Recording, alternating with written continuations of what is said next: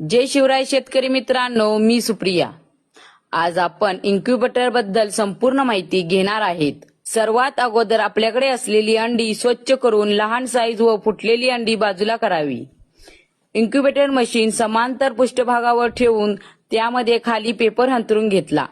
Marking करून अंडे ठेवले व त्यामध्ये एक पाण्याचा बाउल ठेवला। इन्क्युबेटरला जोडलेले 2 फॅन, एक टेम्परेचर सेन्सर आणि एक बल्ब तुम्हाला दिसेल।